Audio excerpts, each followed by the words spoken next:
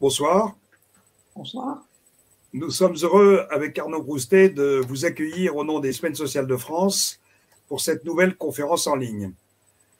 Nous sommes ce soir, si j'en crois les inscriptions recueillies, en gros 600, pour écouter Madame Béatrice Gibelin et Monsieur Thomas Gomard. Et connaissant leurs emplois du temps respectifs, Arnaud et moi voulons les remercier très chaleureusement de leur disponibilité et de la manière chaleureuse dont ils ont répondu à notre invitation de débattre ensemble et de débattre avec vous du thème « Souveraineté et défense européenne, l'urgente lucidité ». Un mot pour ceux d'entre vous qui nous connaîtraient mal. Fondé en 1904, il y a 120 ans, les Semaines sociales de France proposent, au nom de l'Évangile et de la pensée sociale chrétienne, de réfléchir et de s'engager face aux enjeux et aux défis économiques, politiques, sociaux, éthiques, culturels et écologiques contemporains. Nous voulons être, mais je crois que nous sommes un lieu de dialogue entre croyants et non-croyants, chrétiens et autres religions, et un lieu de dialogue entre tous les chercheurs de sens, un espace de rencontre, de formation et de réflexion pour décrypter la complexité du monde. Un lieu de débat libre, bien sûr, respectueux et bienveillant pour favoriser le discernement de chacun et l'émergence de solutions si possibles nouvelles. Convaincu que le christianisme n'est pas une contre-culture, mais qu'il s'inscrit au cœur du monde et qu'il a comme rôle d'œuvrer dans le sens du bien commun, nous avons l'ambition d'aider à agir au niveau politique. Et avant d'aider à agir, l'important c'est de comprendre. Et nous avons bien sûr l'ambition, et nous le faisons, d'intervenir dans le débat public. Fort de cette raison d'être, il nous a semblé naturel, légitime, à quelques semaines des élections européennes, et tandis que la guerre en Ukraine continue à faire rage, et que les agressions géopolitiques et militaires se multiplient au Proche-Orient et dans le monde, il nous a semblé important d'éclairer avec nos invités cette question si importante de la souveraineté, ce mot-clé qui recouvre tellement de choix politiques, et de la défense européenne. Je laisse aussi le soin immédiatement à Arnaud Broustet, également administrateur des Semaines sociales, de vous présenter nos deux invités et de lancer nos débats. Merci Philippe. Merci Béatrice Gibelin, merci Thomas Gomard donc, de nous avoir rejoints. C'est une chance de pouvoir vous entendre ce soir. Je vais tout d'abord donner la parole à Béatrice Gibelin qui a bien voulu engager ce dialogue entre vous et avec nos auditeurs. Béatrice Gibelin, vous êtes géographe, géopolitologue, vous êtes professeur émérite des universités. Vous avez fondé et dirigé l'Institut français de géopolitique à Paris 8. Vous êtes avec Yves Lacoste à l'origine de la revue de géopolitique Hérodote, dont vous avez pris la direction en 2006. Vous avez publié de nombreux articles et ouvrages, parmi lesquels Les conflits dans le monde, une approche géopolitique, chez Armand Collin, et À quoi sert la géographie aux presses universitaires de France, dans lequel vous faisiez particulièrement porter votre regard de géographe sur les grands enjeux géopolitiques. Vous nous rappelez souvent que l'histoire contemporaine, elle aussi, est une histoire de rivalité, de pouvoir sur les territoires pour en prendre ou en garder le contrôle, ainsi que des ressources et des populations. À l'aube de la prochaine élection européenne, face aux menaces croissantes, dans ce monde, comme le dit Joseph Borrell, de plus en plus multipolaire et de moins en moins multilatéral, l'Europe doit-elle et surtout peut-elle accélérer la recomposition de sa souveraineté? Et de quelle souveraineté parlons-nous? Il s'agit peut-être moins de défis intérieurs, mais maintenant d'un défi extérieur pour que l'Europe puisse prétendre être cette puissance respectée et dissuasive à laquelle elle est convoquée aujourd'hui. Ainsi que vous l'écriviez récemment dans La Croix, le destin de la démocratie européenne est désormais entre les mains des 27 de l'Union européenne. En quoi, Madame, la géopolitique peut-elle aussi éclairer particulièrement ce moment que nous vivons? Je vous remercie. D'abord, il faut qu'on se mette bien d'accord sur ce qu'on met derrière géopolitique, parce que c'est un terme qui est quand même maintenant très largement utilisé, et tout le monde n'est pas forcément d'accord sur la définition. Vous l'avez évoqué dans votre présentation, c'est-à-dire que la conception que nous en avons, ce sont des rivalités de pouvoir sur des territoires. L'enjeu territorial est extrêmement important pour prendre le contrôle ou garder le contrôle du territoire et des populations qui s'y trouvent et des ressources. Il faudrait aussi ajouter que nous devons tenir compte des représentations que les différents acteurs ou protagonistes d'un conflit se font de ce territoire et de son avenir et des projets qu'ils peuvent avoir dessus. Alors, comment la géopolitique peut aider à éclairer cette situation actuelle auquel est confrontée l'Union européenne face effectivement à ce qu'on appelle le retour de la guerre sur le continent européen? Je suis toujours un peu étonnée par l'expression retour de la guerre, parce que pendant la guerre des Balkans, dans les années 90, il y avait sur ce continent européen, il y avait bien la guerre. Alors, c'était pas l'invasion d'un grand État chez son voisin, c'était la dislocation effectivement de la Yougoslavie, mais il y avait bien des rivalités de pouvoir sur des territoires.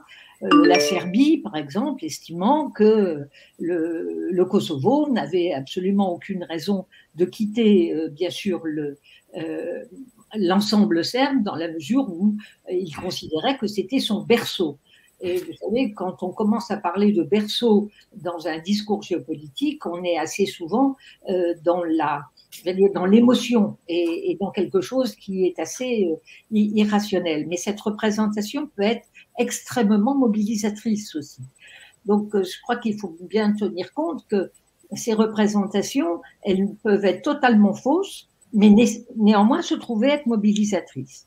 Et je trouve que la situation dans laquelle aujourd'hui l'Union européenne a été très surprise et la population très surprise par effectivement cette invasion du 22 février 2022 ou du 24 février 2022, c'est sans doute parce qu'on était dans la représentation d'une Europe de la paix. Je vais peut-être mettre un peu de lumière parce que j'avais le soleil, excusez-moi. Voilà, je crois que ça sera mieux. Et qu'on était dans une Europe de la paix et que, au fond, la guerre, c'était plus pour nous. Voilà, ça se passait ailleurs, sur le continent, en Afrique ou en Amérique latine, mais qu'on avait réglé le problème. Et les Balkans n'ont pas été un vrai réveil. En revanche, effectivement, l'Ukraine l'a été, l'ampleur effectivement de l'invasion russe a surpris et effectivement terriblement menacé. Donc cette situation, je crois, qui suscite une véritable inquiétude. Je pense que les 600 personnes annoncées et inscrites traduisent bien cette inquiétude-là. Vous savez, on s'intéresse à la géopolitique quand on a un sentiment de menace, quand on a un sentiment de peur.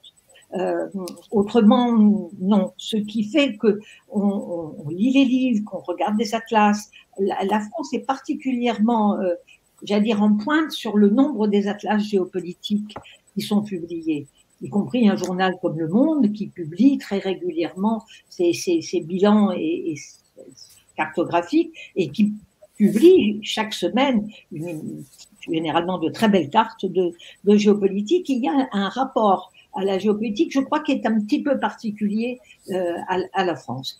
Donc, pour revenir sur notre préoccupation, la question, c'est qu'en Europe, ce n'est pas qu'un marché, c'est aussi des valeurs du droit de l'homme, très importantes, les valeurs de la démocratie, et que ces valeurs, on peut avoir l'impression, l'inquiétude qu'elles seraient mises en cause et menacées si au fond on laissait Poutine, puisque c'est lui qui décide, mettre la main sur l'Ukraine et peut-être ne pas s'en tenir là.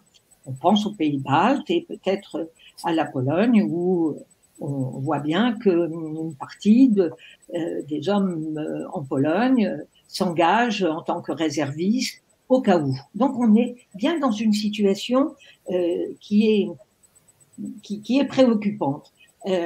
On a pu se dire, bon, bah, maintenant, après la chute du mur, on va toucher les dividendes de la paix, tout ça, donc ça voulait dire on va baisser le budget de la défense, ce qui a été fait dans des proportions peut-être un peu excessives. Et puis la deuxième chose, on se disait, bah, de toute façon, on a l'OTAN, donc on a les États-Unis, donc ça peut aller comme ça. Ce qui n'a jamais été totalement la position de la France, qui a maintenu, même avec une réduction très très forte de son budget et du nombre de ses soldats dans l'armée, enfin. Néanmoins, on n'a jamais tout abandonné. Mais au sein de l'UE, même s'il y a depuis longtemps une préoccupation de la défense, parce que dès 47-48, c'est une question qui se pose, qui ira jusque la proposition de faire en fait une union, une CED, l'Europe de la défense, et puis c'est la France qui s'en retirera, mais toujours sous j'allais dire un parapluie otanien.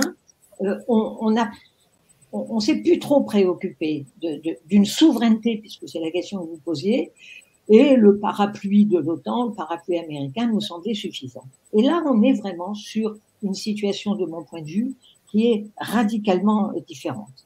Alors, autre point sur lequel je voudrais revenir, c'est celui des représentations dont j'ai parlé tout au début. Parce que il faut bien comprendre que l'intervention russe en Ukraine, elle résulte des représentations que se font une partie des Russes, ou en particulier Poutine, de ce qu'est l'Ukraine. Pour eux, l'Ukraine n'existe pas en tant que nation, n'a pas de raison d'être une indépendance. C'est les petits Russes par rapport aux grands Russes. On retrouvera l'idée du berceau, puisque c'est à Kiev que naît effectivement ce qui deviendra, ce que les Russes considèrent comme devenir un jour la Russie. C'est là que ça commence. Donc, pour eux, ça n'a pas de sens, ça n'a pas d'objet de vouloir s'éloigner de la Russie. Et s'il y a eu la volonté de s'en éloigner, alors ça ne pouvait être au fond que des traîtres, ça ne pouvait être que des nazis. On retombait sur une réécriture de l'histoire de la Seconde Guerre mondiale.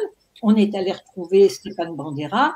Et effectivement, il y a eu ce mouvement, j'allais dire, très favorable aux Allemands en Ukraine, à la Seconde Guerre mondiale, pour s'émanciper d'une puissance communiste dont ils avaient subi dans les années 30 une famine absolument terrible qui avait quand même fait entre 3, 4 ou 5 millions de morts. Donc, il y a eu ce mouvement avec des pogroms très importants contre les Juifs. Il ne s'agit pas de nier cette histoire-là d'Ukraine, mais ça n'a rien à voir avec la situation actuelle.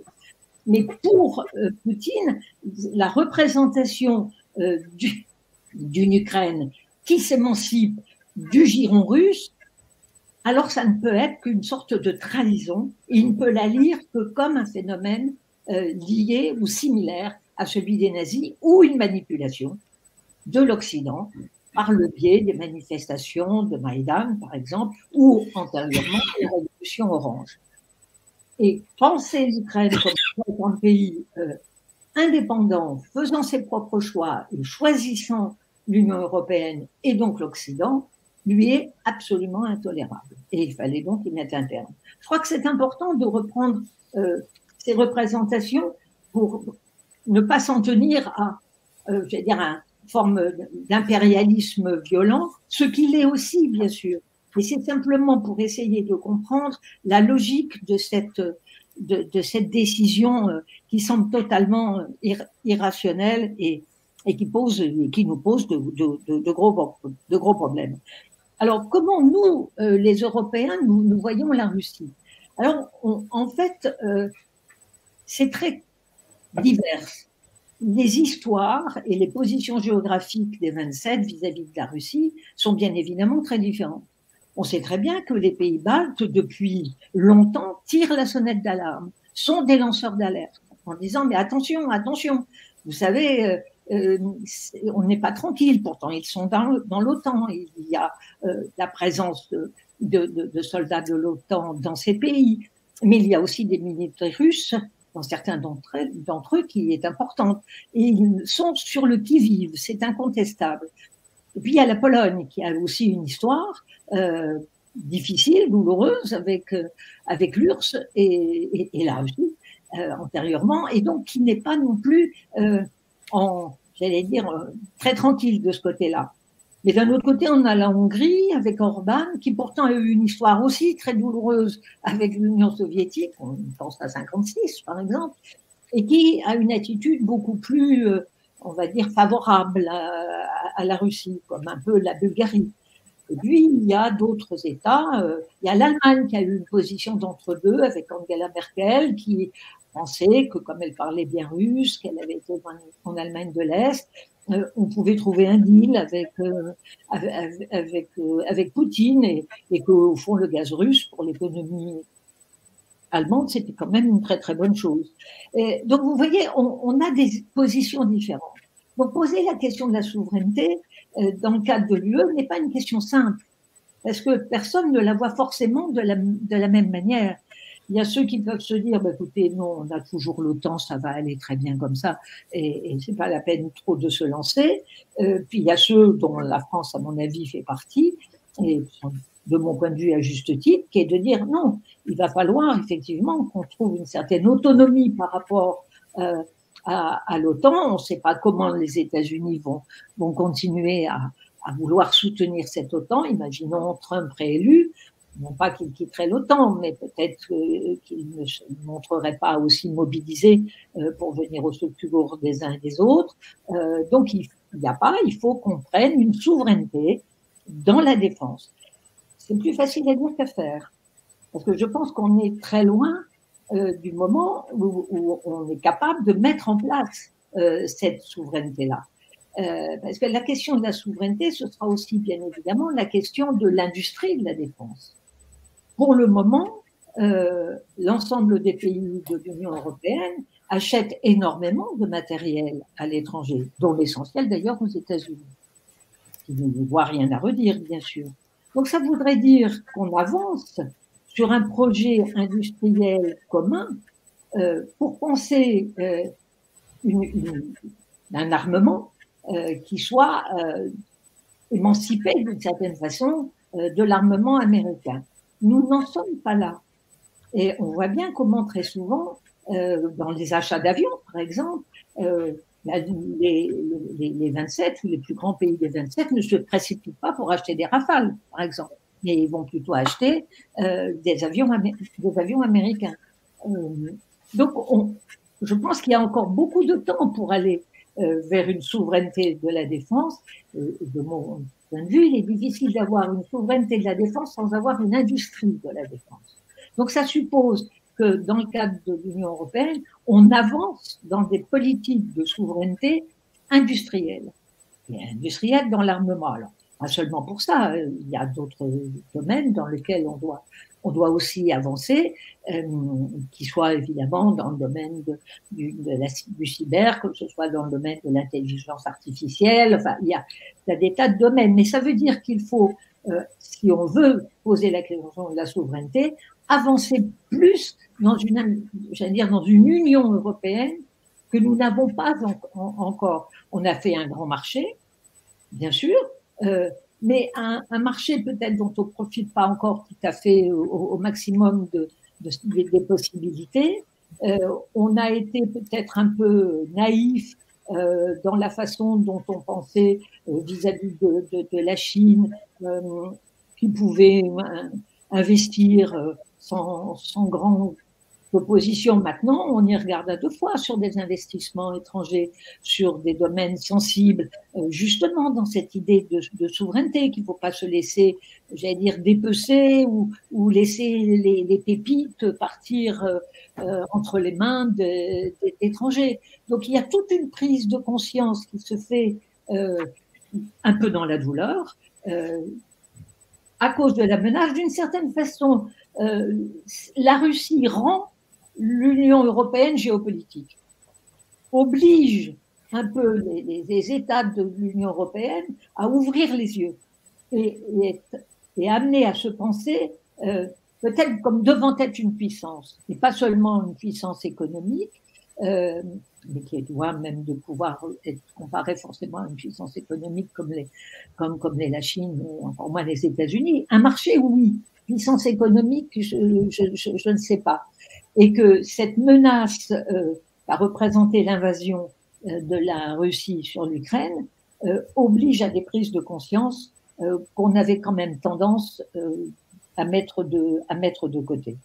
Donc, oui, souveraineté, mais cette souveraineté va demander du temps parce qu'il faut accepter de lâcher sa frontière, et on va revenir au cas de la France. La France est la seule puissance nucléaire dans l'ensemble des 27. La France est la seule à être présente en permanence au Conseil de sécurité de l'ONU. Ce n'est pas des choses qui s'abandonnent comme ça facilement, et ce n'est pas des choses qui se partagent comme ça facilement. Donc je crois que cette situation va encore demander beaucoup de temps pour avancer, mais plus la menace est forte, plus on ira vite. C'est comme ça que l'Europe a avancé. N'oublions pas que l'Europe se crée au moment de la guerre froide. Sans la guerre froide, je ne suis pas sûre qu'on l'aurait fait de la même façon. Le plan Marshall par les Américains est bien évidemment lié à l'existence de l'URSS communiste de l'autre côté. Donc la menace est un bon moteur peut-être pour reprendre conscience de la nécessité de la souveraineté. Mais cette souveraineté ne sera pas à l'échelle de la nation, de l'État-nation, elle devra être à l'échelle de l'Europe. Merci beaucoup, Madame, pour ce premier temps d'intervention. Avant de donner la parole à Thomas Gomard, je voudrais vous poser une question qui me brûle un peu à dire vrai. Nous sommes ici réunis autour et avec les Semaines sociales de France, et il est évident que pour nous, pour des chrétiens, il peut être extrêmement déroutant d'entendre parler de souveraineté, de monter des périls, de défense, de se préparer peut-être à faire la guerre, même si c'est pour une bonne cause. Pour une bonne cause et pour faire la paix plutôt. Mais il y a quand même cette question qui est sur la table. On a grandi, on a lu de nombreuses encycliques. On se souvient de Pacem in Terris du bon pape Jean XXIII. On entend les appels à la paix du pape François. Et je voudrais, moi, vous poser un peu cette double question. Comment entendre tous ces sujets en tant que chrétien, mais même si c'est à une géopolitique que je m'adresse, et au fond, dans son appel à la paix, qui n'est pas stricto sensu une dénonciation de Poutine et de son agression manifeste à l'égard de l'Ukraine, est-ce que le pape François, toutefois, ne fait-il pas lui aussi un peu de géopolitique ? Je pense qu'il en fait. Je veux dire, on n'est pas à la tête de l'ensemble des catholiques, qui représentent quand même plus d'un milliard d'hommes et de femmes, sans faire de géopolitique. Il existe une géopolitique du Vatican, bien évidemment. Je suis d'accord avec vous. Le pape François a été un peu, on va dire, prudent, ou en tout cas n'a pas pris une parole très puissante sur la dénonciation de l'invasion par la Russie de l'Ukraine. Il l'a dit, mais on va dire, il l'a dit mezza voce, pas avec une force si grande que ça. Je pense qu'il était aussi dans un moment dans sa stratégie, on va dire, vaticane, de réunion de l'ensemble de la chrétienté, catholique et orthodoxe. Il a fait, j'allais dire, il a tendu la main plus d'une fois à Kirill, au responsable de l'Église orthodoxe russe, pour essayer de se retrouver, voilà, dépasser les schismes, avancer.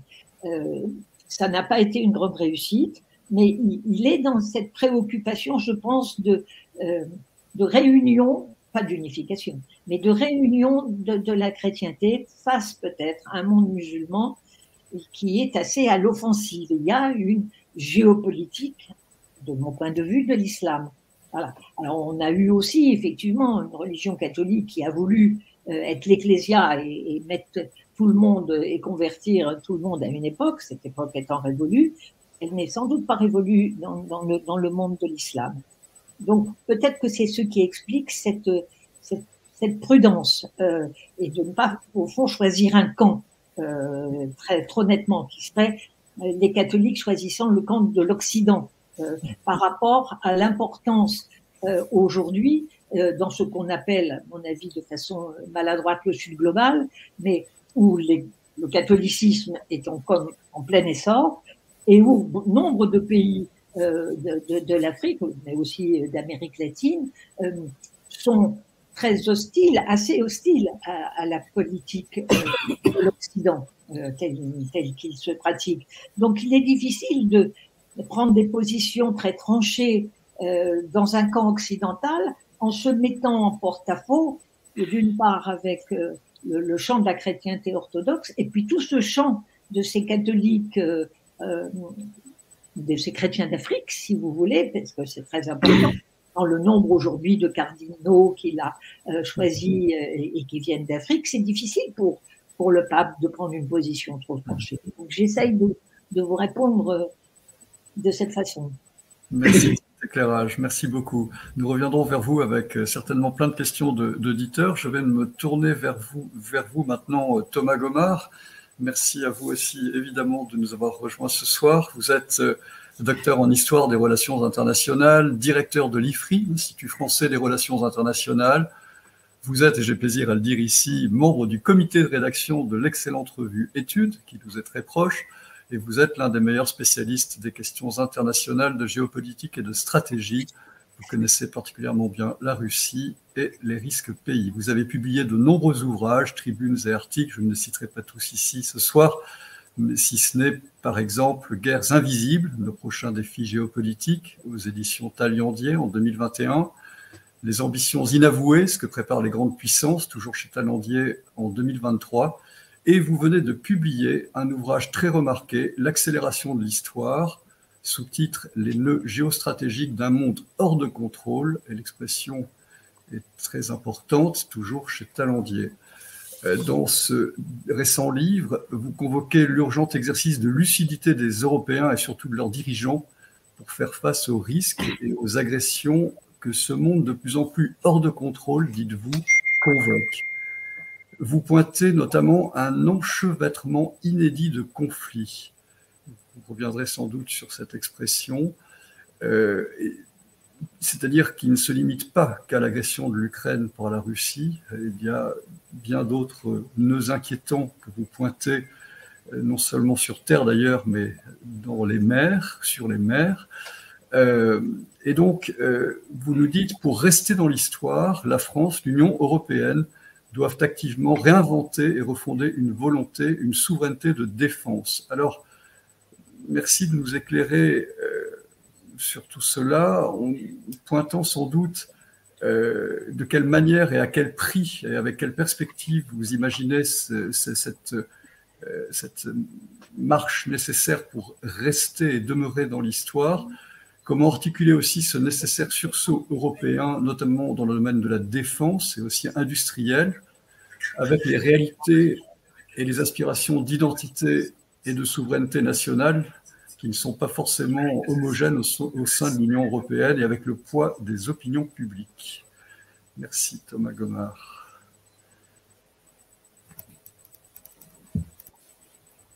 Bien, bonsoir à toutes et à tous. Merci beaucoup aux Semaines sociales de France pour leur invitation. Je suis très heureux de pouvoir débattre avec Béatrice Gibelin, dont je suis les travaux depuis très longtemps, et c'est la première fois qu'on a l'occasion de débattre directement ensemble. J'avais eu la chance de pouvoir publier un article dans la revue Hérodote en 2018. Voilà, j'en garde un très bon souvenir. C'est une revue que je recommande. Alors, Béatrice Gibelin a commencé son exposé en indiquant qu'il y avait plusieurs définitions de la géopolitique, et je serais tenté de commencer le mien en indiquant qu'il y a évidemment plusieurs définitions de la souveraineté.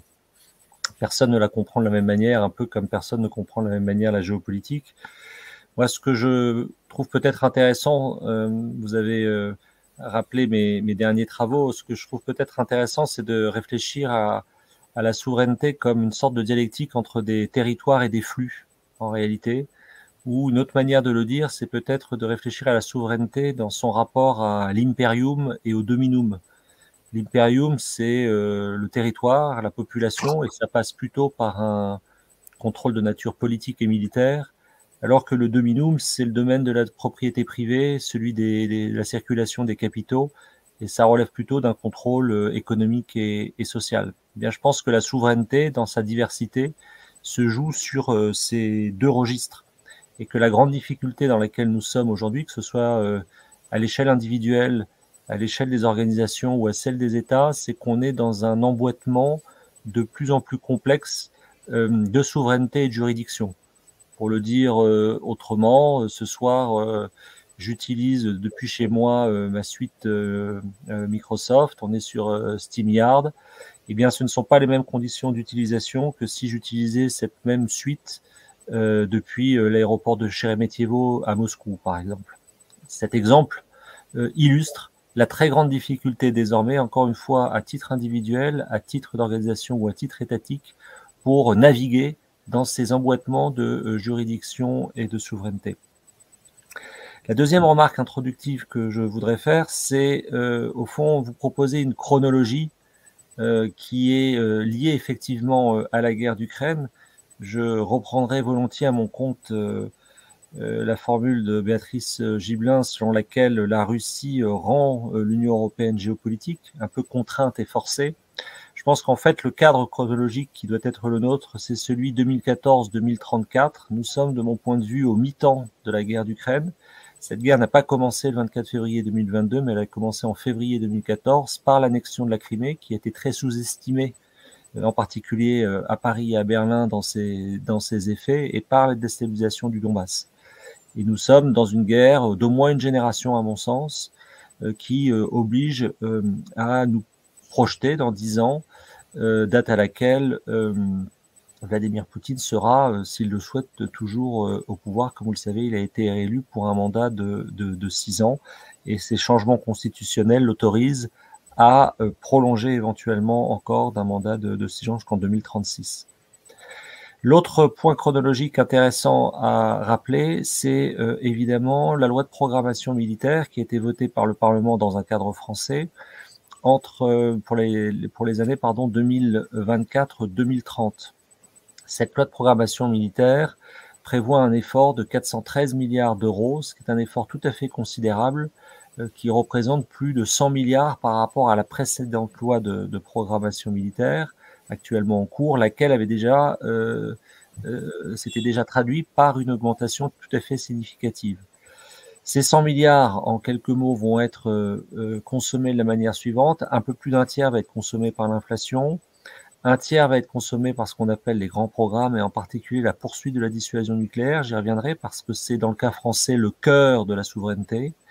Et l'autre, le dernier tiers, qui n'en est plus vraiment un, qui est plutôt de l'ordre de 20-25%, représentera les efforts en matière d'entraînement et de stock de munitions, puisque la souveraineté, c'est peut-être aussi de ne pas penser l'économie mondiale uniquement sur le just on time, mais de bien comprendre que nous rentrons dans des logiques de stock, voire dans des logiques autarciques sur un certain nombre de sujets.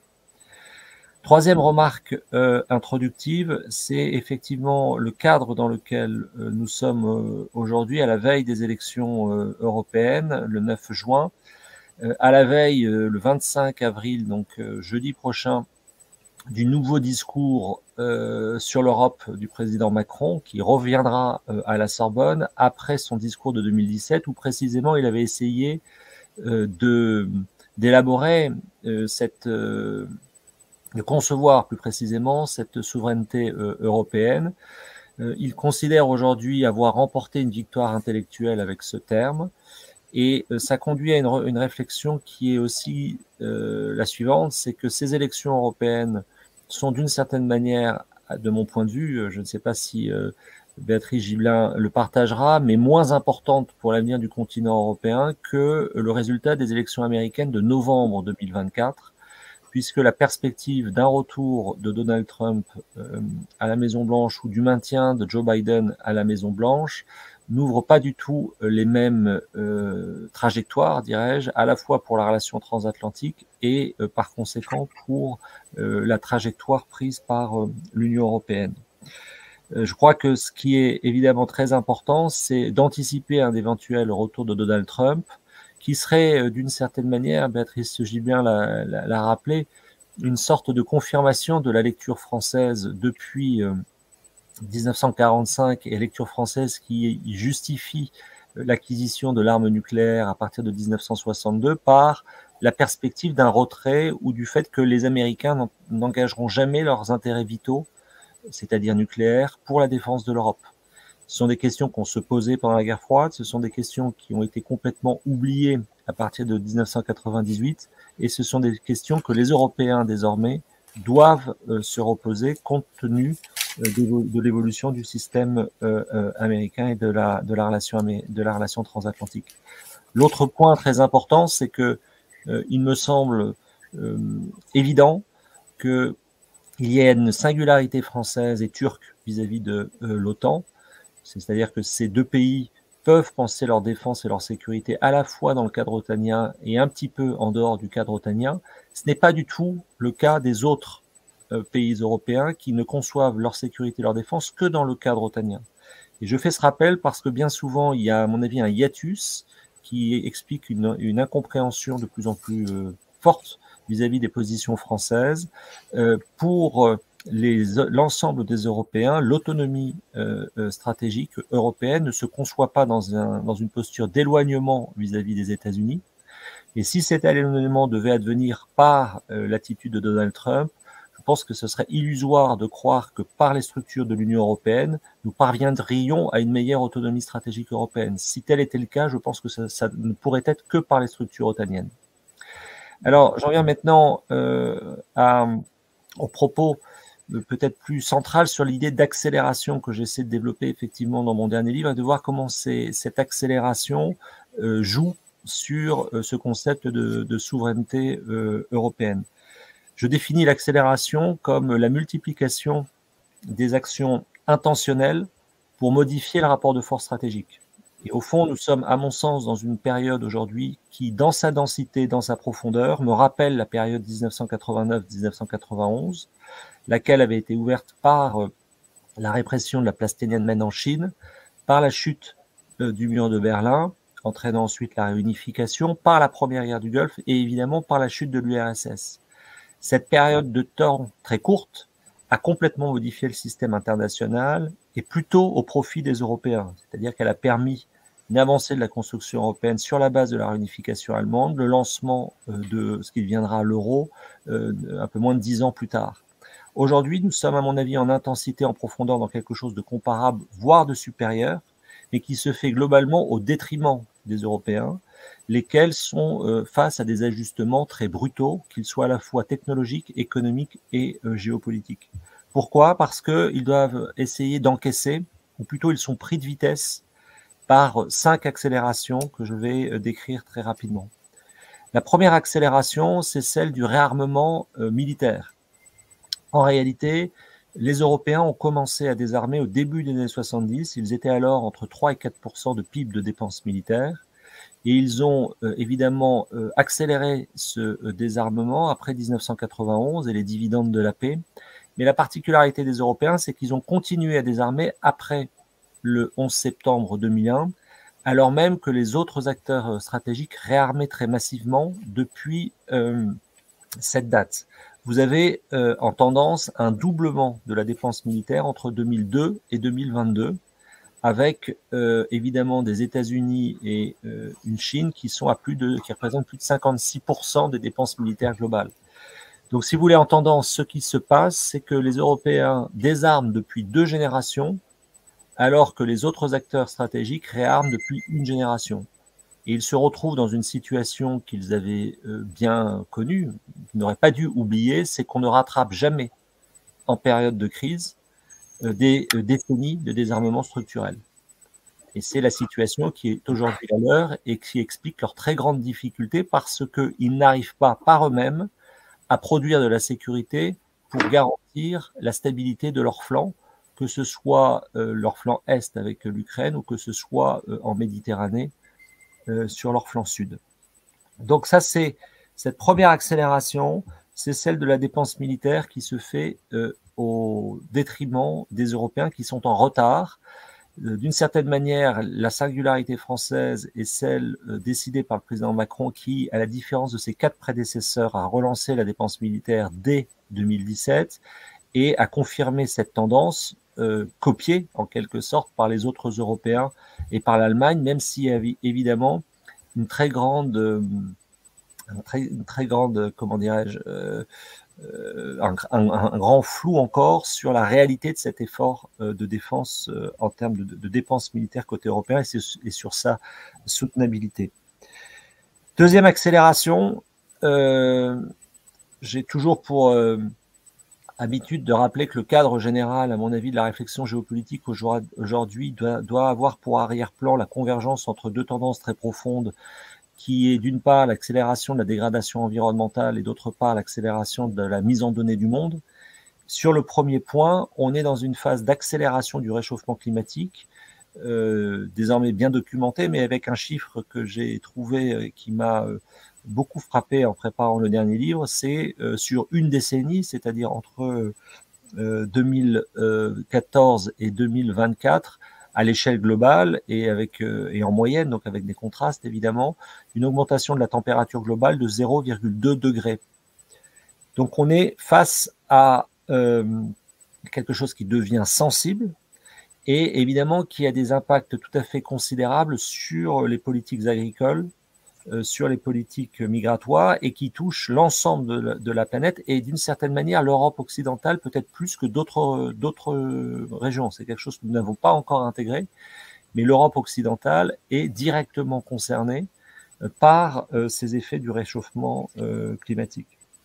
Troisième accélération, l'accélération qu'on pourrait définir comme celle de la démocratisation de l'intelligence artificielle avec les solutions ChatGPT, qui nous rappelle là aussi, eh bien, il y a 2 décennies, une génération, l'avènement des réseaux sociaux. C'est-à-dire qu'on est aujourd'hui dans une phase où les outils d'intelligence artificielle sont de plus en plus s'en approprient les organisations comme les individus, de la même manière que les organisations et les individus s'étaient appropriés les réseaux sociaux au début des années 2000. Alors, c'est tout à fait décisif sur plusieurs plans. D'abord, sur les modes de production et les conséquences sur l'appareil productif.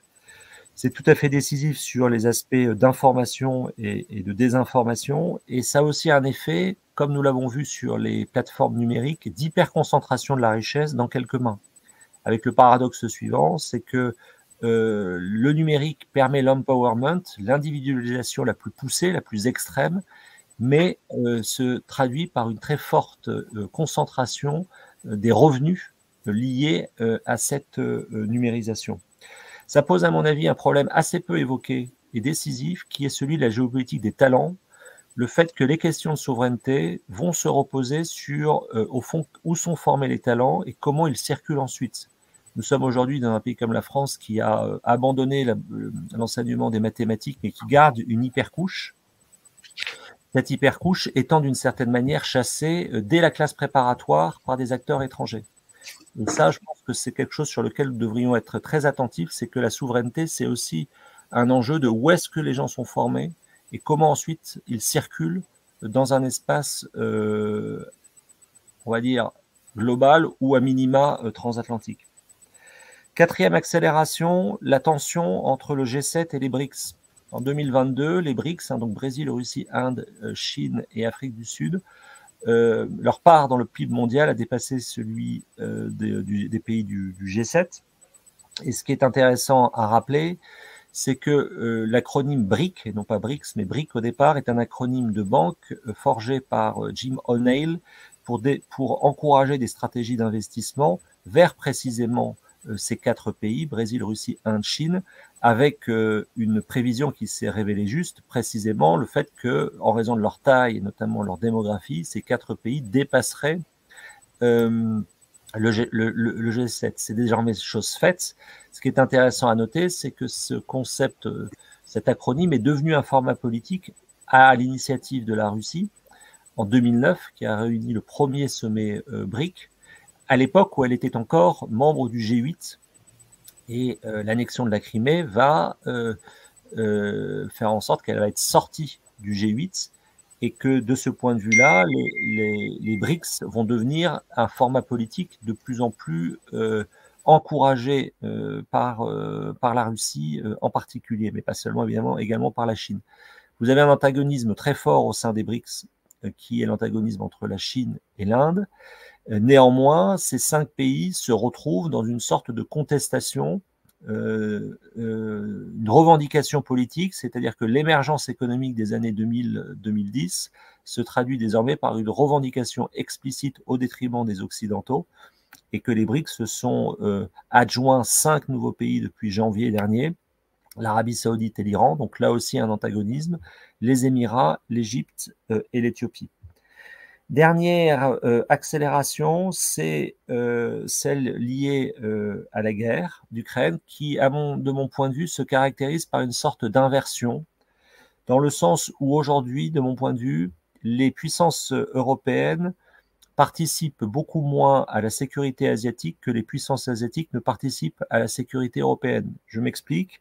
Nous sommes face à une entente militaire profonde entre la Russie, l'Iran et la Corée du Nord, qui sont par ailleurs les 3 pays les plus sanctionnés au monde par les Occidentaux, et que ces 3 pays sont chacun à leur manière porteurs d'une crise nucléaire, que par ailleurs la Chine soutient politiquement la Russie dans sa guerre d'Ukraine, propose un plan de paix en 12 points qui n'en est pas un, et dernière déclaration du secrétaire d'État Blinken de ce week-end, apporte aussi un soutien en composants numériques, en microprocesseurs pour l'appareil de défense russe. De l'autre côté, dirais-je, du côté ukrainien, vous avez un soutien politique tout à fait marqué et inattendu dans sa portée, dans sa participation aux sanctions du Japon. Et puis un pays comme la Corée du Sud qui devient acteur à part entière de la sécurité européenne en fournissant en temps et en heure des équipements à une armée comme l'armée polonaise. Donc pour conclure et essayer d'ouvrir la discussion, nous sommes effectivement avec ce concept de souveraineté européenne face à la réalité pour un pays comme la France de comprendre que l'échelle pour penser le monde, c'est évidemment l'échelle européenne. Juste un chiffre pour s'en convaincre, au début du XXe siècle, la population européenne, c'est 25% de la population mondiale, c'est aujourd'hui 7% de la population mondiale. Et que donc, si on ne pense pas à l'échelle européenne, d'une certaine manière, il y a un effet de dilution, même pour des pays comme l'Allemagne et la France. Deuxième aspect, c'est que cette souveraineté européenne, effectivement, surprend dans l'unité qu'on annonce toujours fragile, mais qui se maintient dans le soutien à l'Ukraine, soutien à la légitime défense de l'Ukraine face à la Russie. Et troisième point, c'est que effectivement, cette souveraineté européenne, la question est de savoir si elle va être une sorte d'adaptation aux circonstances, toujours un peu en réaction, ou si elle annonce une avancée fédéraliste souhaitée par certains. Je pense en particulier récemment au rapport d'Enrico Letta qui souhaite intégrer davantage le marché unique à 3 domaines qui pour l'instant sont absents, l'énergie, la finance et les télécommunications. Et je pense également au dernier discours de Mario Draghi qui invite les Européens à réfléchir à la manière de prendre plus rapidement des décisions.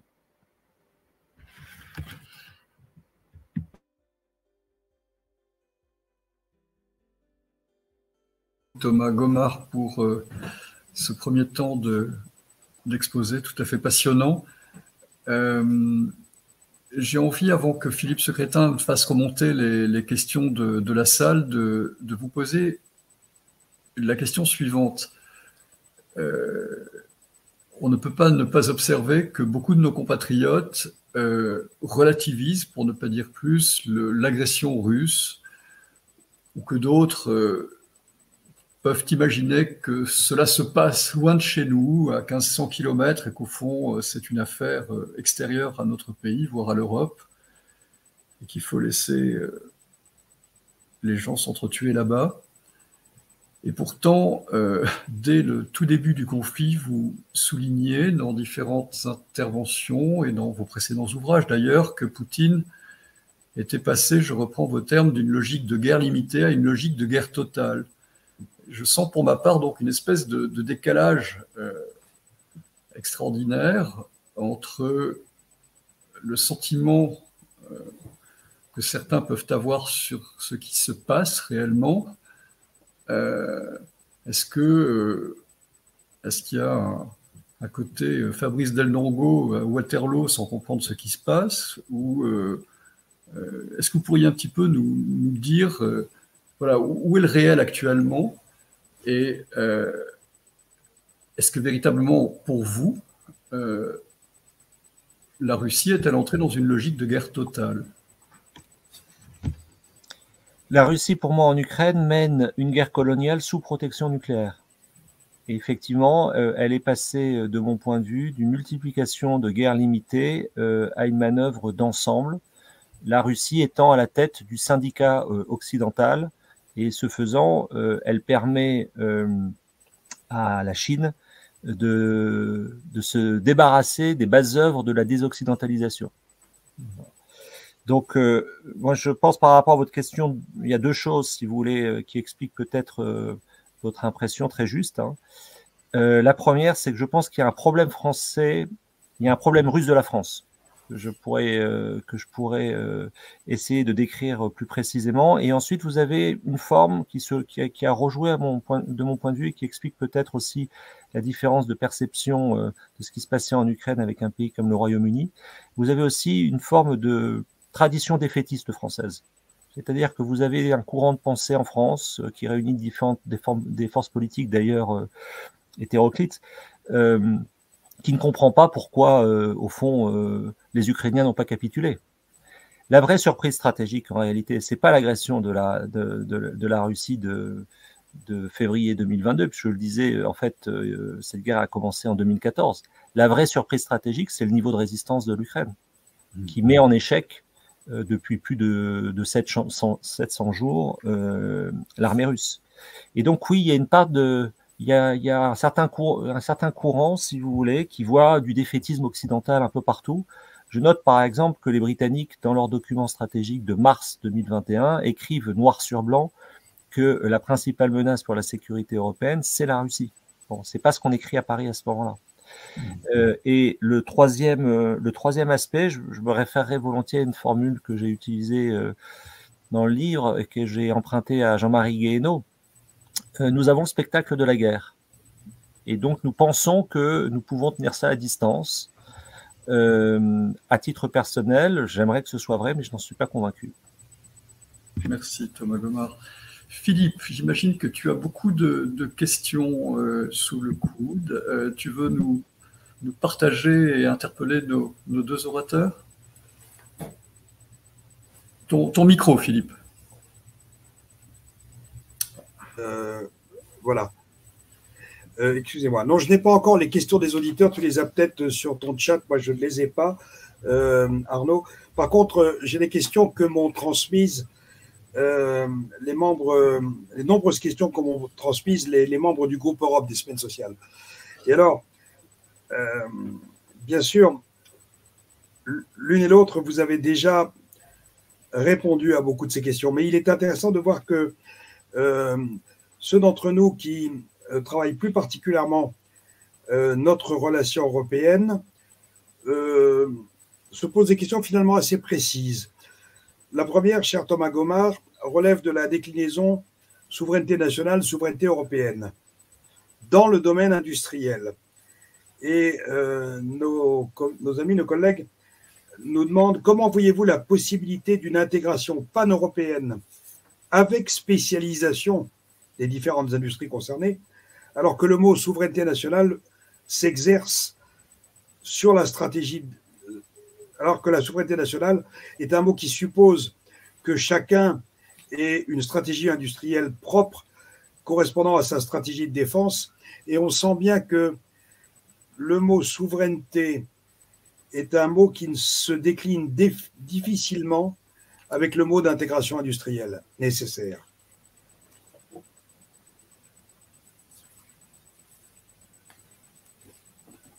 Vous voulez que je réponde tout de suite, Philippe? Bien sûr. Bon. D'abord, je pense qu'il faut... la souveraineté est à la mode. C'est-à-dire qu'aujourd'hui, on parle de souveraineté alimentaire, de souveraineté agricole. J'ai même entendu l'autre jour à la radio la souveraineté vestimentaire. Tout devient souveraineté. Or, moi, je pense qu'il faut repartir de cette idée d'imperium et de dominum, en fait. C'est-à-dire que la souveraineté, dans une définition peut-être plus resserrée, c'est fondamentalement lié au monopole de l'usage de la violence légitime. Et de mon point de vue, la souveraineté pour un pays comme la France, ça se joue principalement sur, comme cœur de souveraineté, on pourrait dire qu'on a la production d'énergie, hein, le fait que EDF a été renationalisé est quelque chose quand même de tout à fait spectaculaire par rapport aux années dont on sort. Le CEA est par exemple un endroit, à mon avis, qui est le cœur de la souveraineté. Et l'industrie de défense l'est aussi, dans la mesure où, en fait, in fine, la question qu'on doit toujours se poser, c'est est-on capable, pour se défendre, de produire ses propres armes? Bon. Et c'est la grande difficulté, si vous voulez, d'élargir la notion de souveraineté européenne à l'industrie de défense. C'est-à-dire que il y a à la fois beaucoup de redondance, c'est-à-dire que les Européens dépensent à peu près, en addition, 250 milliards par an de dépenses militaires. Et avec ces 250 milliards, là où ils doivent rougir, en fait, c'est qu'ils n'envisagent, au titre de la dernière boussole stratégique produite par l'Union européenne, que d'être en mesure de projeter 5000 hommes. Voilà, c'est en gros ce que la France a projeté au Sahel. Donc en fait, c'est pas sérieux. C'est juste pas sérieux. Et en même temps, si on rentre dans une logique purement coopérative, on se rend vite compte que, et on s'en rend compte en France aujourd'hui, par exemple, on découvre qu'on ne sait plus produire de la poudre et qu'on ne sait plus produire des obus.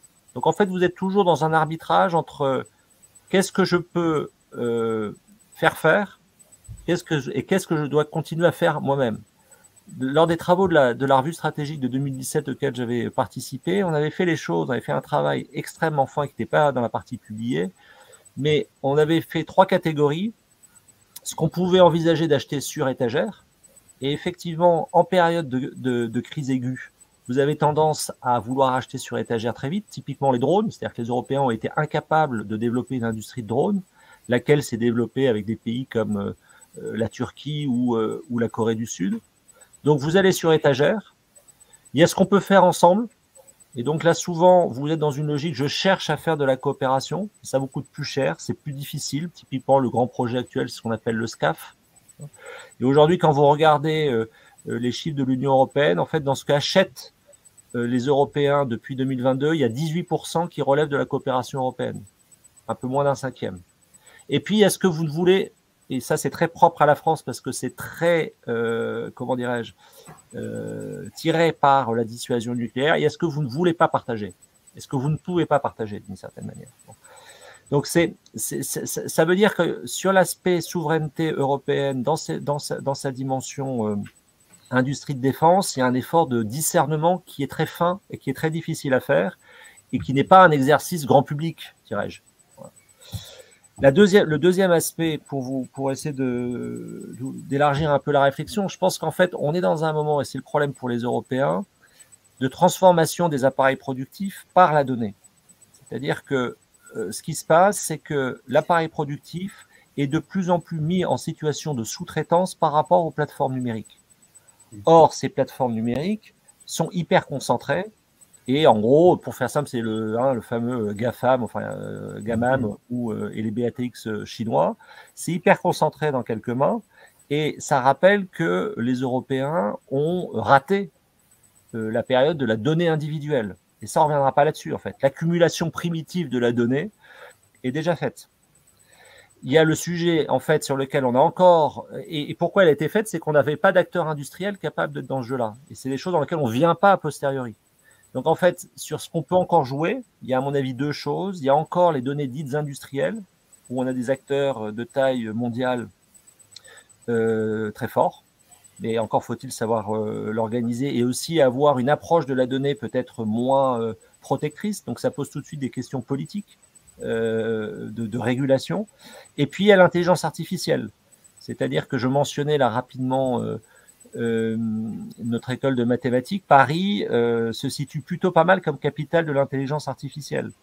Donc, il y a probablement là des efforts de convergence et d'investissement surtout. C'est-à-dire que l'innovation, c'est aussi très capitalistique. C'est dans quelle proportion êtes-vous capable d'investir ou on reste dans la course.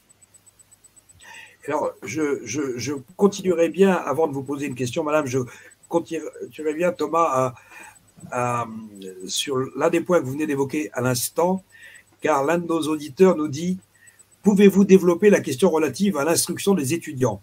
Je sens que la petite phrase que vous avez prononcée en disant qu'une partie importante de notre élite intellectuelle était tentée ou sollicitée pour partir hors de France, et notamment aux États-Unis, très tôt, et vous avez dit de manière très précise, dès les classes prépa, a touché plusieurs de nos auditeurs qui aimeraient que vous reveniez un petit peu là-dessus.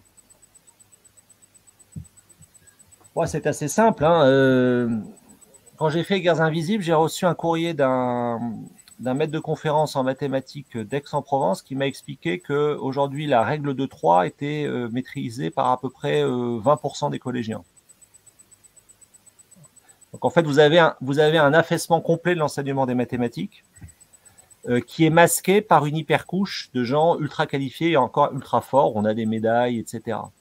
Mais fondamentalement, cette couche-là, elle concerne un petit nombre de personnes qui passent par les classes préparatoires. Bon, combien de temps les classes préparatoires vont-elles encore exister? J'en sais rien. En revanche, ce que nous avons observé, c'est que effectivement, sur un certain nombre d'entre elles, elles sont parfaitement identifiées pour en fait dire aux familles, vous savez, c'est quand même peut-être mieux de faire le MIT plutôt que de faire une classe préparatoire et d'avoir une école d'ingénieur en France.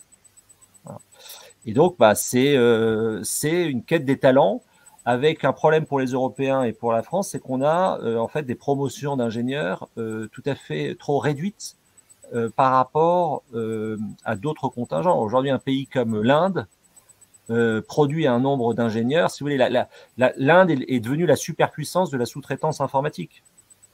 Et donc, il y a des effets de taille qui font que l'hypercouche, il faut arriver à mon sens à la préserver, mais qu'elle est évidemment très identifiée par nos concurrents et partenaires. Merci pour cette précision dans la lecture, enfin dans les informations, les deux informations que vous venez de nous donner, à la fois sur la précision avec laquelle sont regardées nos élites et cette information sur le nombre des gens ayant vocation à constituer ces élites mathématiques, ces deux précisions sont importantes. Alors, je reviendrai bien vers vous, madame, avec une question qui nous est posée par les membres du groupe Europe des semaines sociales et que vous avez déjà abordé l'un et l'autre, mais c'est important, me semble-t-il, d'y revenir parce que c'est au cœur de nos sujets sur la souveraineté. Les incertitudes sur la solidarité des États-Unis avec l'Europe mènent-elles les pays européens et lesquels à se conduire stratégiquement, diplomatiquement, industriellement et peut-être militairement, comme si de fait l'Union européenne pouvait être un sous-ensemble de l'OTAN. Et l'un et l'autre, vous avez clairement dit qu'il ne vous semblait guère possible que des membres de l'Union européenne se considèrent collectivement comme un sous-ensemble de l'OTAN, éventuellement indépendant de la présence américaine, mais j'aimerais qu'on en revienne sur ce point, car c'est un point soulevé par plusieurs de nos auditeurs. Votre micro, madame. Il n'y aura pas d'autonomie et de souveraineté européenne totalement en dehors de l'OTAN. Il pourra y avoir effectivement un développement d'une industrie de défense et peut-être même d'une stratégie commune européenne, mais ce sera toujours dans le cadre de l'OTAN. Je ne nous vois pas une Europe pouvant découpler totalement avec une disparition de l'OTAN.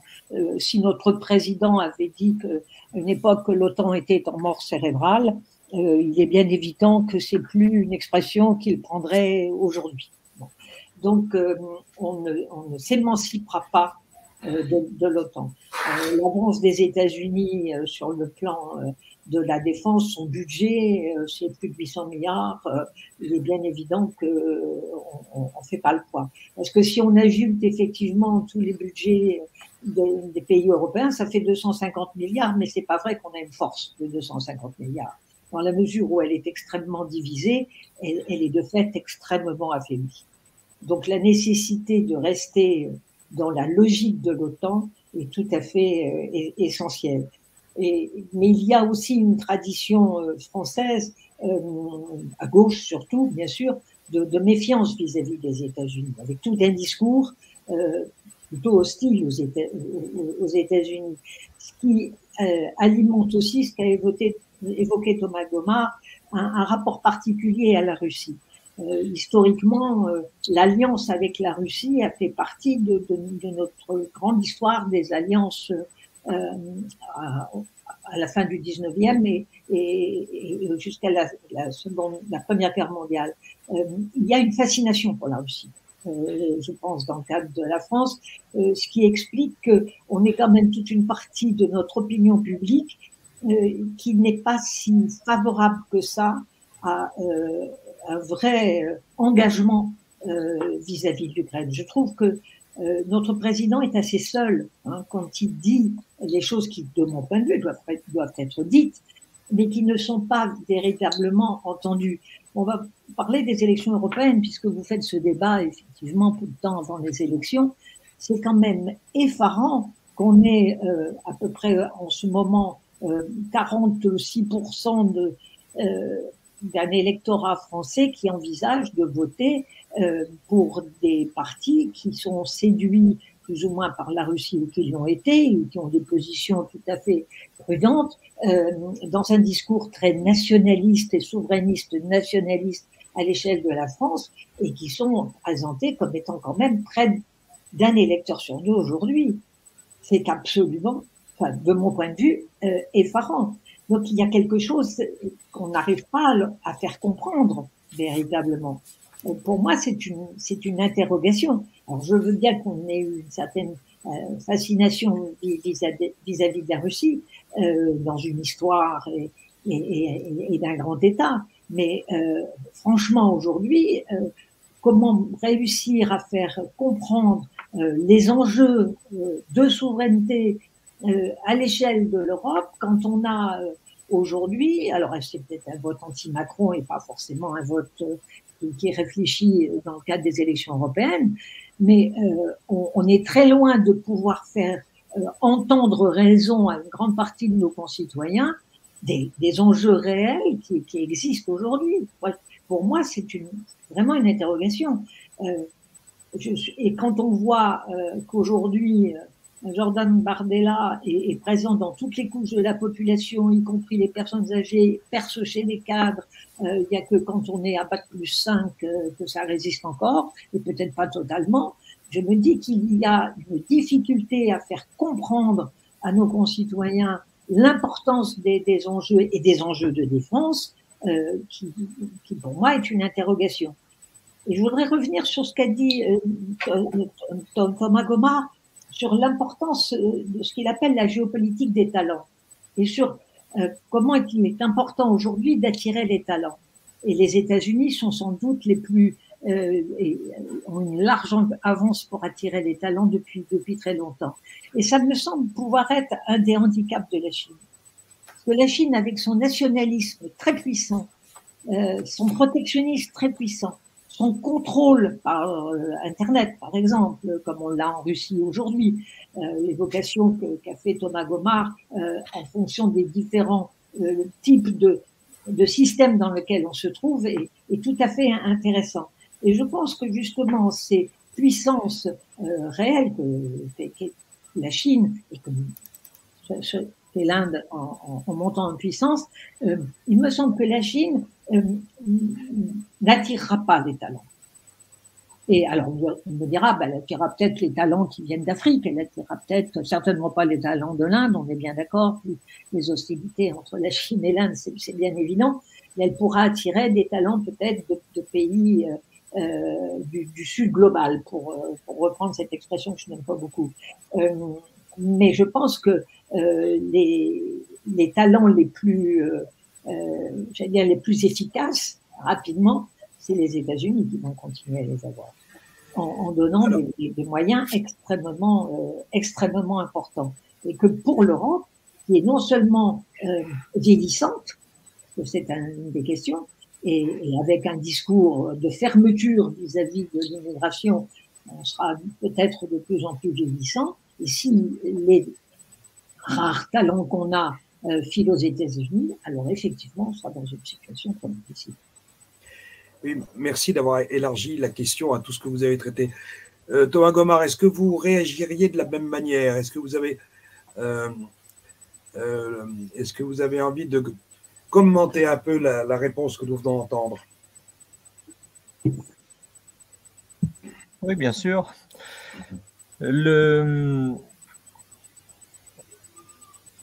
Si vous voulez, il y a plusieurs choses. Peut-être je la nuancerai parce que moi j'essaie d'intervenir le plus souvent possible auprès de lycéens. D'ailleurs, lancer un programme à l'IFRI en ce sens.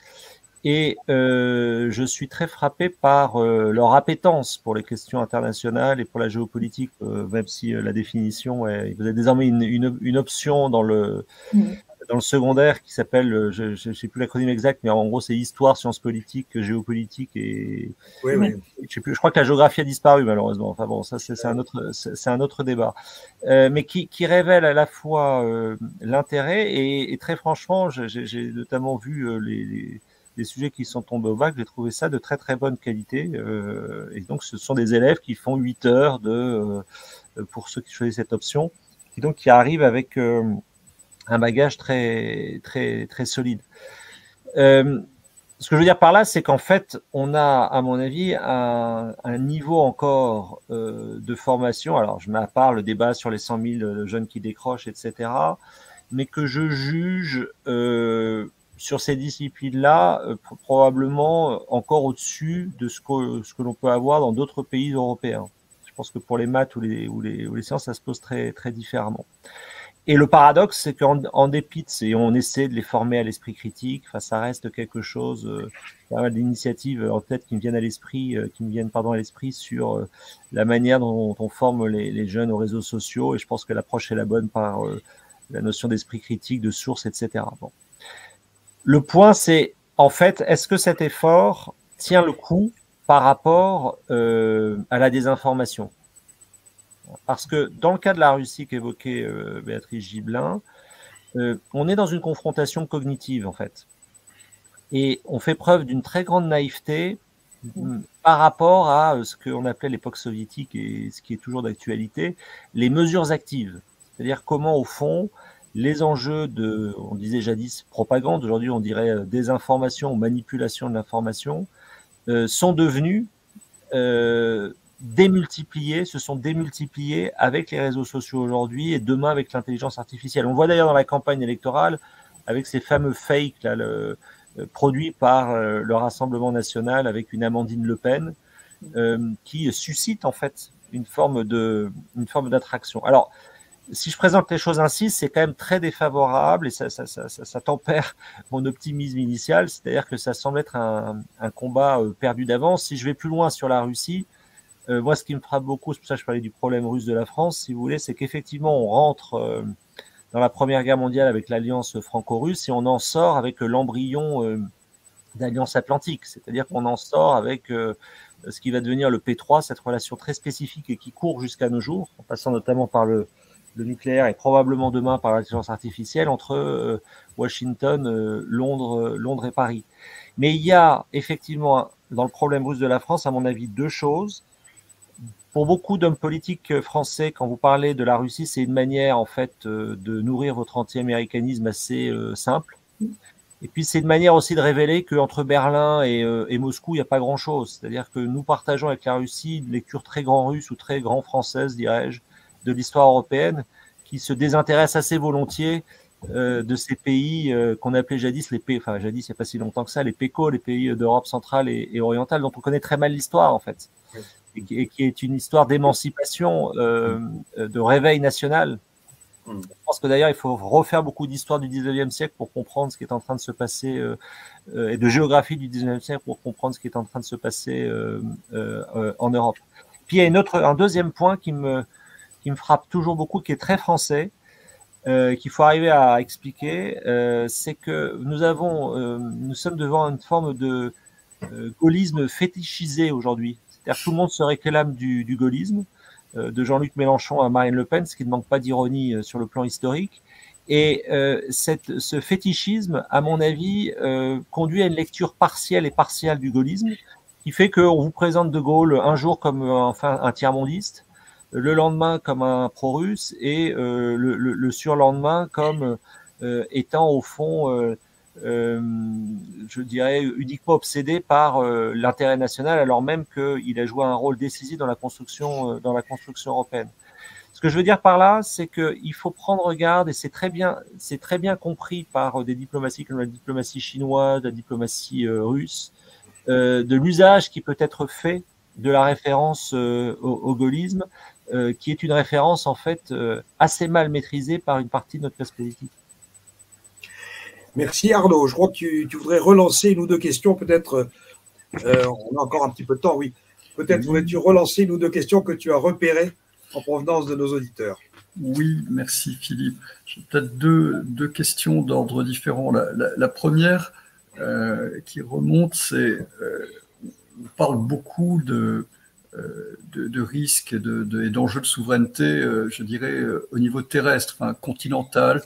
Et vous, en bon géopoliticien l'un et l'autre, vous attirez aussi notre attention dans vos ouvrages ou dans vos articles sur les enjeux maritimes, ces risques nouveaux qui apparaissent dans les mers du monde, Baltique, Méditerranée, mer de Chine, Pacifique, et aussi, vous l'avez un peu évoqué, l'espace. Donc voilà, il y a une espèce on est là dans plusieurs dimensions. Est-ce que vous pourriez un peu nous rebondir sur ce premier niveau de question et de risque? Et puis la deuxième question est d'une autre nature. Lorsqu'on parle de souveraineté, on pose très souvent le triptyque puissance, défense, appartenance.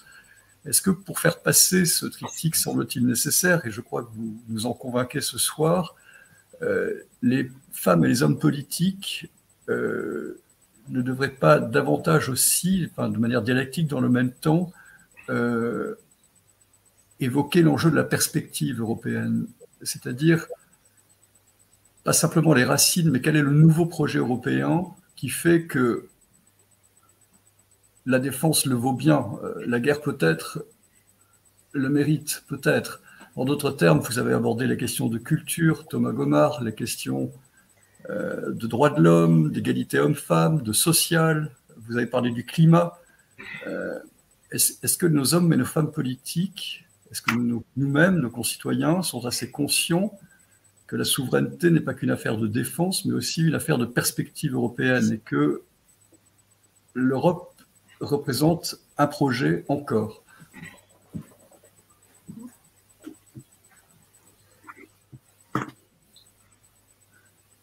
À qui l'honneur? Écoutez, c'est intéressant, allez-y madame, parce que on sent bien qu'il y a dans la chute d'Arnaud une perspective intéressante qui élargit un peu la problématique de notre entretien. Donc c'est peut-être pas mal que vous démarriez en vous sentant très libre d'évoquer telle ou telle partie de ces questions très vastes. Tout d'abord, je voudrais rappeler quand même que les risques maritimes ont toujours été là. on ne retrouve pas les risques maritimes. L'importance du contrôle des mers dans la Seconde Guerre mondiale, par exemple, c'était quelque chose de tout à fait essentiel et ça l'a toujours été. Même en ce moment, on en parle assez peu parce qu'on est focalisé sur le front du Donbass, dans la région de Bakhmut ou autre, mais on voit bien que les Ukrainiens ne s'y trompent pas et n'hésitent pas à attaquer tout ce qui peut l'être sur des bateaux, des bâtiments russes, en ayant évidemment fait couler ce qu'on appelait le fleuron, enfin ce que les Russes appelaient le fleuron de leur flotte en mer Noire. Donc l'enjeu de la mer Noire, les Ukrainiens, avec leurs moyens et je vais dire parfois leur stratégie fine pour rétablir un corridor pour l'exportation de leurs céréales, ont su jouer là-dessus. Donc la mer reste effectivement un enjeu qui est extrêmement important. Dans son ouvrage, Thomas Gomard insiste sur les détroits, l'importance des détroits. La géographie, dans sa géographie physique, revient de façon extrêmement importante. Dans le détroit de Malacca, on coule un gros bateau et puis rien ne passe par le détroit de Malacca. On le voit aujourd'hui avec le détroit et la mer Rouge, avec les Houthis qui vont attaquer un certain nombre de bateaux de commerce, mais pas ceux de la Chine, petite précision quand même, de façon à ce qu'ils puissent continuer à passer. Donc les détroits, c'est des enjeux stratégiques absolument majeurs. Le fait qu'on ait bloqué les détroits du Bosphore et que effectivement, d'entrée de jeu, la Turquie a pris la décision de bloquer, a effectivement eu des conséquences aussi pour la flotte russe. Donc, l'enjeu maritime à ces endroits stratégiques sont essentiels. Sans oublier ce que peut être une autre forme de rapport de force maritime, les enjeux de l'Indo-Pacifique, par exemple, dont on sait très bien que aujourd'hui, c'est un des champs importants d'affrontement possible qui joue entre les États-Unis, l'Inde, la Chine, la France, puisque ayant des possessions dans le Pacifique, elle estime qu'elle a droit de regard aussi dans ce qui se passe dans l'Indo-Pacifique. Donc, les risques maritimes sont toujours très, très, très présents. Et dernier exemple, quand il y a eu l'attentat terroriste du 7 octobre contre Israël, la première décision qu'a prise Biden, c'est d'envoyer le porte-avions de la flotte américaine tout de suite en Méditerranée orientale, donc, de façon à faire comprendre que l'affaire était sérieuse. Voilà. Donc, ça reste extrêmement important. Alors, la question que vous vous posez, au fond, est-ce que l'Europe a encore un projet? Est-ce que l'Europe a encore une vision géopolitique? Je l'espère. Parce qu'avec tout ce qu'on a dit, où on a dit que c'est à l'échelle de l'Europe que les ensembles des pays européens, des États européens et des citoyens européens pourraient retrouver ou ne pas perdre totalement sur tous les plans, si on écoute Thomas Gomard, sur ceux pour lesquels on est déjà disqualifié et il nous reste l'intelligence artificielle. Quand on voit le temps qu'il a fallu pour créer Galiléo, qui est pourtant un instrument important, sinon on est pieds et poings liés avec le GPS et le système américain. Bon, ça a été très très difficile de créer Galiléo. Il a fallu presque une sorte d'acharnement français pour arriver à créer Galiléo. Et pourtant, on n'a pas de temps à perdre, parce que moi, je souscris parfaitement à l'idée de l'accélération. Mais les prises de conscience, j'ai l'impression qu'elles sont plus aiguës côté français qu'elles ne le sont dans aucun autre pays européen.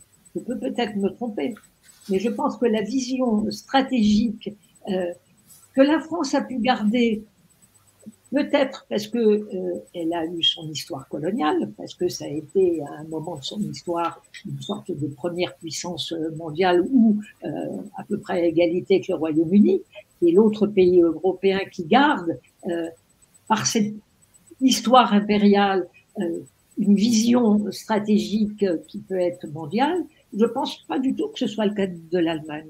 Je pense pas qu'ils partagent comme nous cette même, c'est ce qu'on appelle l'arrogance française, c'est ce qu'on appelle la France qui n'accepte pas d'être devenue une puissance moyenne. Oui, mais la France peut se projeter avec un vrai projet. Alors, est-ce qu'aujourd'hui, les droits de l'homme et la démocratie vont suffire à servir de projet européen?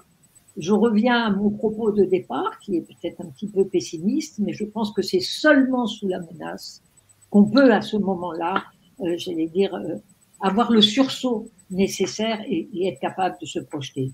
Mais ça, franchement, je crois qu'un certain nombre, de citoyens européens, quels que soient les pays, sont capables de le faire. Mais je crois qu'il faut avoir vraiment la menace. Sans la menace, on jouera son confort et on n'osera pas affronter. Et nos politiques n'oseront pas nous tenir un discours avec une vision. Je trouve, on va attendre le discours de jeudi du président de la République. Et franchement, je trouve qu'il a un certain courage pour essayer de porter les visions européennes. Il n'y a pas beaucoup de chefs d'État européens qui tiennent ce genre de discours. Merci beaucoup. Thomas Gomard. Alors, sur le premier point, je rejoins entièrement Béatrice Gibelin. La mondialisation, fondamentalement, c'est une maritimisation. Donc, il n'y a pas de retour vers les questions maritimes. Elles n'ont jamais été aussi présentes. L'objet qui symbolise le mieux la mondialisation, c'est le container. Et c'est par les échanges de containers que la mondialisation a connu. Invention américaine. Voilà, qui date de mémoire en 1950. Et donc, pourquoi? Parce que c'est une très grande flexibilité et puis un coût de transport qui a été très diminué. Alors ensuite, donc si vous voulez, premier élément de réponse, il n'y a pas de retour au maritime, il n'a jamais été aussi présent, dirais-je. Bon. Ensuite, il y a une période de navalisme, distinguer les questions maritimes des questions navales, c'est-à-dire qu'il y a un investissement dans un certain nombre de pays sur leur flotte militaire.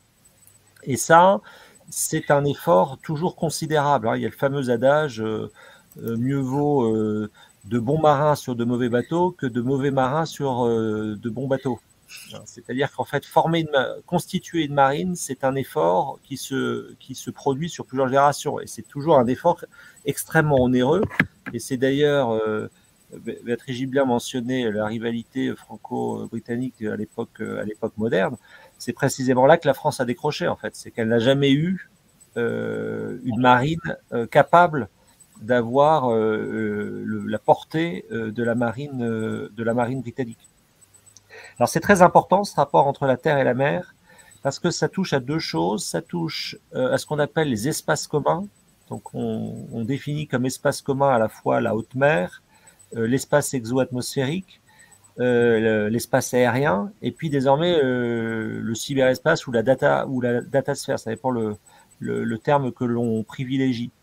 Et sur le plan stratégique, évidemment, il faut être présent dans ces espaces communs qui sont des espaces en fait de contrôle par lesquels on contrôle des flux et des territoires. Puis la deuxième chose, c'est que quand on s'intéresse au rapport entre la terre, la mer, l'espace aérien, l'espace exo-atmosphérique, le cyberespace, on touche à la notion de culture stratégique.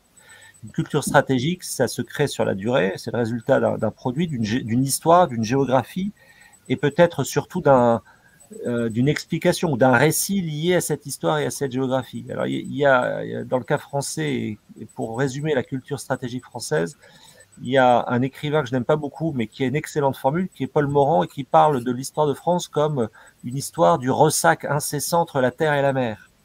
Et ça, je pense que c'est une bonne manière de décrire la culture stratégique française par rapport à une culture stratégique britannique beaucoup plus insulaire et donc tournée vers le sea power d'emblée, ou une culture stratégique allemande beaucoup plus terrestre, dirais-je.